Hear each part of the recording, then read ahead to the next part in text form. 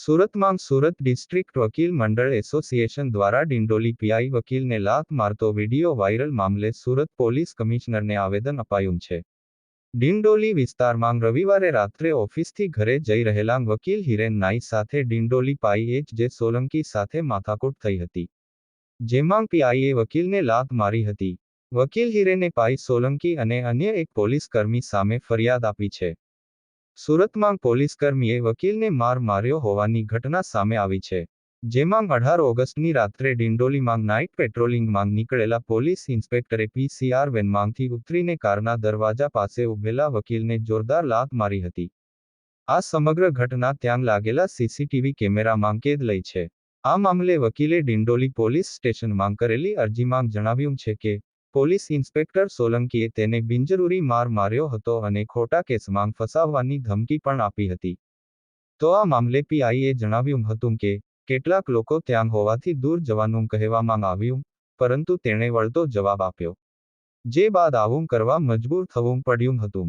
હાલ આ ઘટનાને પગલે વકીલ આલમમાં ભારે નારાજગી જોવા મળી રહી છે. મોટી સંખ્યામાં સુરત ડિસ્ટ્રિક્ટ વકીલ મંડળના સભ્યોએ પોલીસ કમિશનર કચેરી ખાતે આવેદનપત્ર આપી પીઆઈ વિરુદ્ધ કડકમાં કડક કાર્યવાહીની માંગ કરી છે. મારું નામ એડવોકેટ હિરેન નાઈ છે. મારો બનાવ 18 તારીખે રાતના મોડી રાત્રે હું મારી ઓફિસનું કામ પતાવીને મારા ઘરે જતો હતો. એ દરમિયાન પીઆઈ સાહેબ આવેલા હતા અને પીઆઈ સાહેબે મને એમ પૂછ્યું કે તમે શું કરો છો અહીંયા. તે સમયે મેં એમ કીધું કે સાહેબ હું એડવોકેટ છું અને મારું કામ પતાવીને હું ઘરે જાઉં છું. કયા પોલીસ સ્ટેશનના પીઆઈ હતા, શું નામ છે અને શું ગેરવર્તન કર્યું તમારી સાથે? પીઆઈ સાહેબનું નામ છે સોલંકી સાહેબ. ડિંડોલી પોલીસ સ્ટેશનના સેકન્ડ પીઆઈ છે અને મને એમને લાત મારીને મારું મોઢું દબાવ્યું છું. મા બેન સામેની ગાળો બોલી છે. શા માટે આવું એમને કર્યું તમને કંઈ? સાહેબ એ તો મને પણ નથી ખબર કે એમને મારી સાથે શું કામ આ બધું કરેલું છે. અત્યારે શું રજૂઆત કરી? અત્યારે જોઈન્ટ સીપી સાહેબને, અમારા એસડીબીઆઈના પ્રમુખ, ઉપપ્રમુખ અને અન્ય હોદ્દેદારો સાથે અમે જોઈન્ટ સીપી સાહેબને રજૂઆત કરેલી છે કે આ મારી સાથે જે મિસબિહેવ થયો છે એના ઉપર જલ્દીને જલ્દી એક્શન લેવામાં આવે અને ફરિયાદ કરવામાં આવે. એમને શું કહ્યું? એમને સારો એવો રિસ્પોન્સ અમને આપ્યો છે. એમને 2 દિવસનો ટાઈમ માંગ્યો છે ઇન્ક્વાયરી કરવા માટે અને ઇન્ક્વાયરી પછી જે હશે અમને જણાવશે.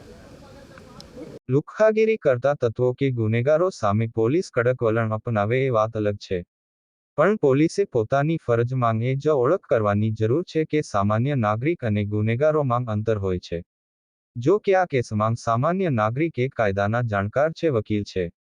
જેઓ પોતાના સાથી વકીલો સાથે હાલ કાયદાના રખેવાળને કાયદાનું ભાન કરાવવા પહોંચતા ઉચ્ચ અધિકારીઓ પણ મૂંઝવણમાં મુકાયા છે. જોઈએ આ મામલે આગળ શું જોવા મળે છે, કારણ કે એક તરફ છે કાયદાના રખેવાળ તો બીજી તરફ છે કાયદાના જાણકાર.